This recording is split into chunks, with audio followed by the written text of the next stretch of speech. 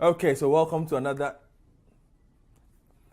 episode of the Game Plan. My name is Godfrey Akotobuafo, and boy, oh boy, what a weekend of sports it has been. Now, the last time we met, we were discussing the Ghana Black Starlets before the final. The final is done, and we'll be discussing after the final what you made of the Black Starlets' performance as they lost to Mali. We'll also be discussing a bit of the Ghana Premier League and a controversial goal that was disallowed against my own Liberty Professionals. Of course, I'm going to talk about that as Swag Awards came up as well this weekend, and then it will be a wrap. As usual, you just have to keep your end of the bargain by sending in your comments. Just type it in there, blah, blah, blah, blah, and I'll be responding to your questions and your comments as the show progresses. My name is Godfrey Akotobuafo. Now, you can follow the show every single day, Monday to Thursday, on this particular Facebook, Pulse Ghana Sports. Highlights also on our Twitter handles, Pulse Ghana, on Instagram. You find highlights everywhere, basically. So just, keep an eye out for us. All right, let me start the conversation with the Black Starlets. All right, so I don't want to be like, I told you so, but I told you so. All right, 2 games, 9 goals scored. Everybody was like, this is the greatest team ever they were playing. This is the Ghana football. They did not score another goal from open play. And those were the games that actually mattered. Games against teams that were organized, teams that had prepared to show up for the tournament. And Ghana struggled to score, even though we made the final. And I'm not disappointed that we lost. I feel that it takes away our cockiness, that overconfidence that we'll simply go to India in October and beat all the teams that are there. No, it's not going to happen. Pakwesi Fabian was shown that he has a lot of work to do with his team. And I don't know what you made of the performance. A lot of you have made labels. Pakwesi Fabian was tactically inept. He played one way. I don't think it's a bad team. I think it's a very good team that needs to be added in several positions. Let me start with the first position I think they need help in. Central midfield. You know why? The Black Starlets is a very one-dimensional team. I don't know how Pakwesi Fabian decided to do this, but he's built his team around runners. Now, if I say runners, I am saying his entire midfield are people who like to run with the ball at pace. That's because they are very skillful. So he expects to have a lot of one-on-one scenarios where they will have an advantage. So you have Tuku, for instance. You have Sule. You have Idris as well, who's, even though he's a central midfielder, is fairly comfortable with the ball at his feet. Then you have Akumensa bombing in from the left as well. You had Bright Terry Owusu coming in, another runner with the ball. Hope Leve, another runner with the ball. Very skillful. But Mali did their homework and simply altered the pace of the game. And that meant that we now needed thinkers on the park, and that is where Pakwesi Fabian failed. He did not have a central attacking midfielder. And I'm talking about a central attacking midfielder who can slow the game down. A playmaker who could increase the pace, reduce the pace, pick out a pass, just pause the game and look so that Ghana could transition effectively. Now, that is the kind of player Pakwesi Fabian lacked. And I think that a lot of the last 2 teams we played all noticed this. Niger noticed it, and Mali noticed it. Now, Niger did not have the requisite quality to take advantage of that. But Mali had the requisite quality to take advantage of the weaknesses that the Black Starlets had. So Pakwesi Fabian had serious issues. Now, if you look at the midfield, anytime that Mamadou Samake, the captain of Mali in the number 6 shirt, picked up the ball, what he did was slow the pace of the game. As soon as he slowed the pace of the game, Ghana's team started questioning themselves, because this is a team that was not designed to play slowly. This is a team that is designed to play really, really fast, at a frenetic pace. They are supposed to overwhelm their opponents. So once Mali slowed the game down and decided to just move the ball around a bit, you found out they were confused. And that is why the first half, it took Ghana almost 35 minutes to get into the game. If you analyze the game, Ghana got into the game after 35 minutes. They played pretty well in the last 10 minutes. That's when they started making some moves. But in the second half, chances were at a premium for them. Mali felt very comfortable. The referee didn't do too well, I must admit, with the penalty call for the second one especially. And congratulations to Ibrahim Dalad. Fantastic future ahead of him, the Kotoko goalkeeper. But very, very obvious flaws in this Ghana team. And they must be addressed, because at the World Cup, the quality is going to go up. And I think that Pakwesi Fabian needs to address the one-sidedness of his team. You cannot go into any world tournament, it does not matter the age group, and play a one-dimensional kind of style. And the thing about modern football is this: a lot of teams have learned how to vary. So if you play fast, they will slow down. And then a lot of Ghanaian teams, even in the Ghana Premier League, a lot of teams struggle with this. That is why Wafa are a very, very good team. Do you know why? Because they are the only team in the Ghana Premier League, and I've watched a lot of Ghana Premier League, who know how to vary. They can play really fast, they can play really slow. And they have the players who are able to do this very effectively. Ashimeru, Gideon Waja. Those are the kind of players. I'm not saying they need to go and play under 17, but we need players of the similar ilk in the under 17 team. Now, if you looked at the substitutions that were made, even player for player, every single person that Pakwesi Fabian brought on was similar. They were all dribblers. They were all pacey players. There was nobody who would hold the ball and say, okay, let's waste a bit of time. Let's play the ball around. Let's see what Mali can offer if we are not running at them. Can we pull them open? He needs an intelligent playmaker in his team before Ghana goes. Now, second position he needs to address, and Football Association needs to help him with this one, striking. Eric Eya scored, 5 or 6 goals in the tournament. I think he ended the tournament as the top goal scorer. But Eric Eya struggled to score after the second game. He scored 3 goals in one, 2 goals in another, first 2 games. After that, he was just missing chances. He lost a bit of composure. And they could not take out Eric Eya because there was no reliable alternative to Eric Eya.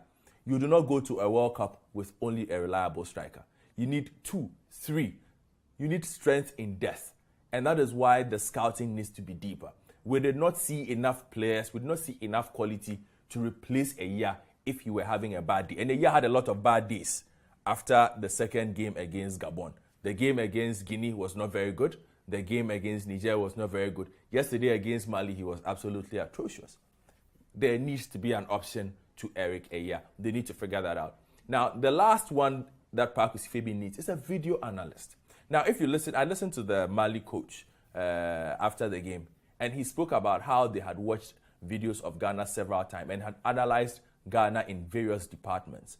Ghana went to this tournament without a video analyst, which is why it annoys me that we kept sending officials, like, political officials. We send the NSA boss there. We send the deputy minister there. We sent the minister there to go and do what, I don't know. But we could not send a video analyst there to go and help the team analyze their opponents. And going to the World Cup, this is something that we really, really, really need to look at.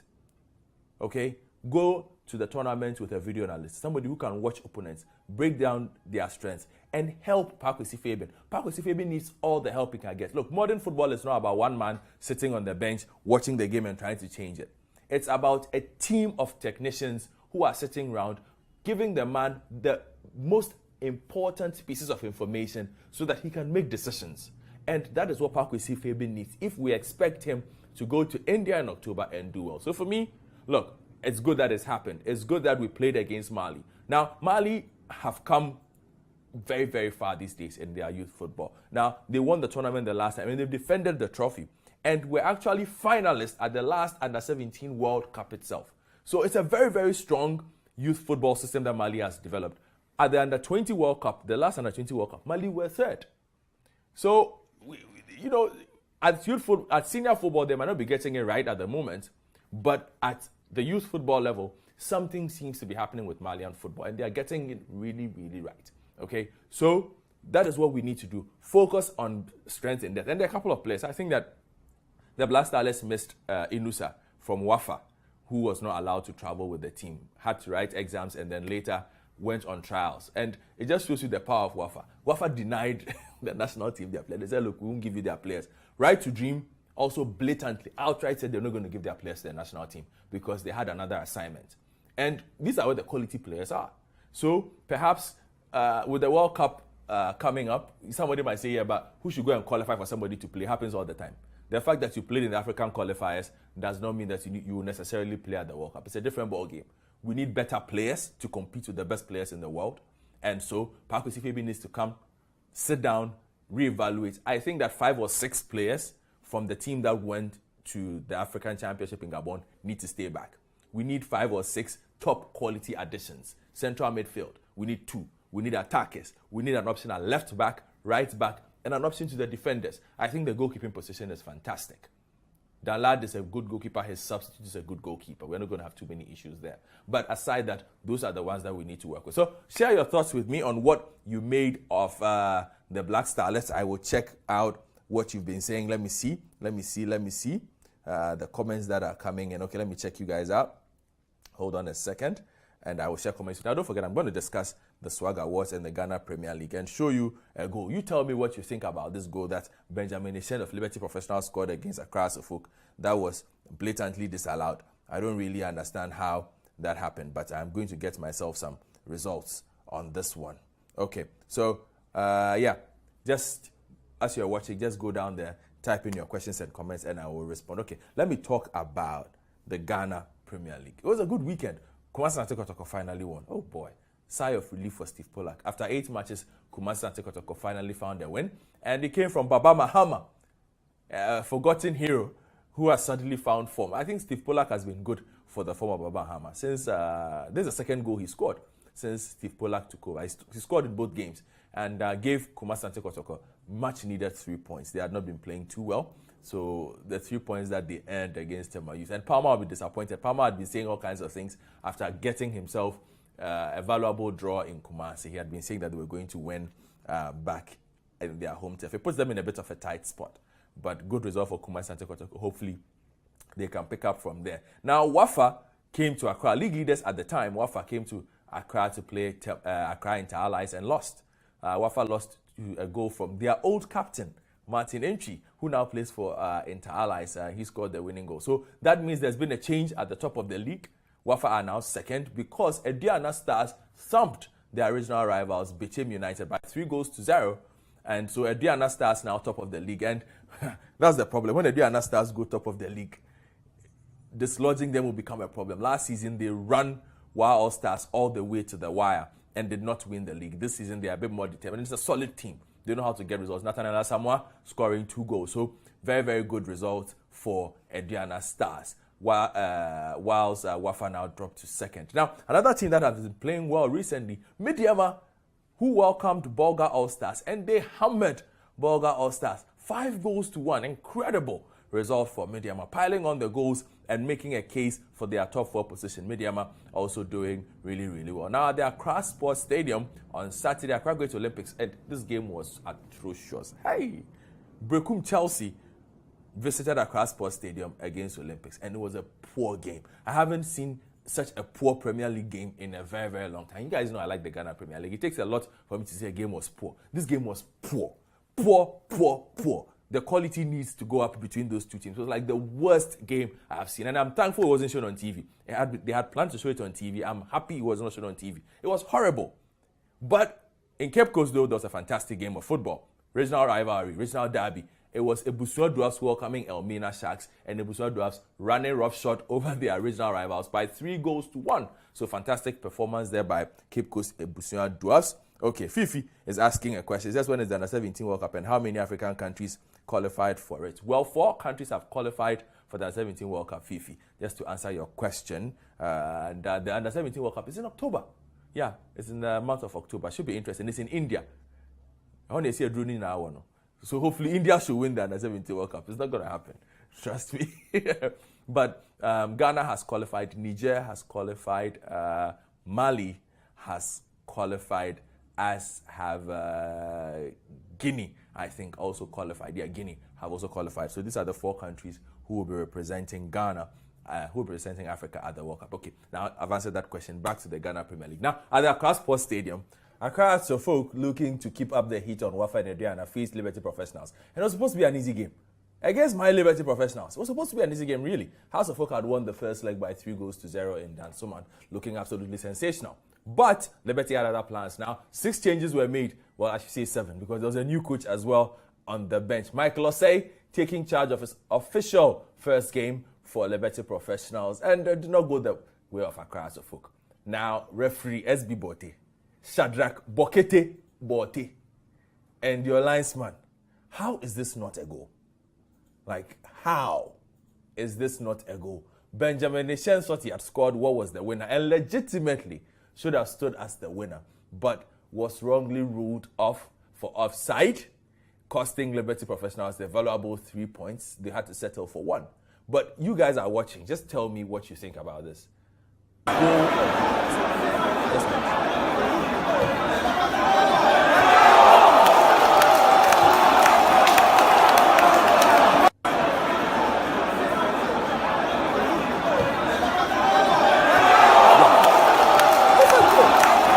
absolutely perfect goal.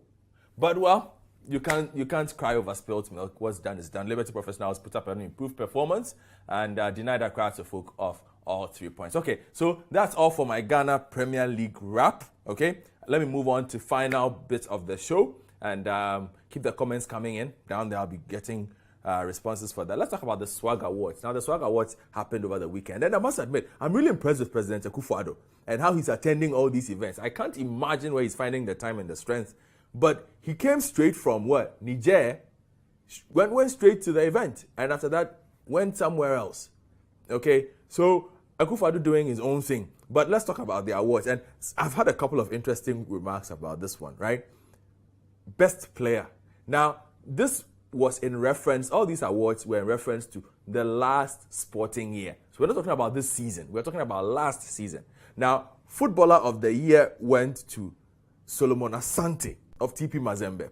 Now, he was competing against Andre Ayew, then of Swansea, not of West Ham, Andre Ayew of Swansea, and Daniel Amati of Leicester when they won the league. And Solomon Asante was unanimously voted by Swag as the Footballer of the Year. Now, a lot of you might ask, okay, not true.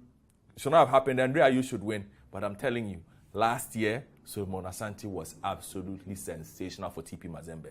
They won the Confederations Cup, and he was the best player in the competition, best player in the Congo League. He had assist galore. Okay, if you watched Solomon Asante last season, I think it was his best individual season for a very, very, very long time. So, Solomon Asante, congratulations. I think it was deserved. Look, forget about the fact that somebody plays in the EPL or something. I think that in that year under review, Solomon Asante amongst these three had a far better individual season. Okay, Footballer of the Year went to Prince Ladubia. Female Club of the Year went to Ampim Kwan Ladies, who won the Women's League for the first time. Male Club of the Year went to WA All Stars. Of course, they won the league, so no problem there. Dedication and Valor went to Gordon Atram for his dedication to Accra Great Olympics. What dedication? The man fought with his management for 2 weeks. They didn't want to resign. But I guess you had to placate him for that. And then the Premier League Player of the Year went to Richard Ofori. What? Richard Ofori? Latif Blessing. What happened? He beat Latif Blessing to Swag Player of the Year, to Premier League Player of the Year at the Swag Awards. I can't believe this.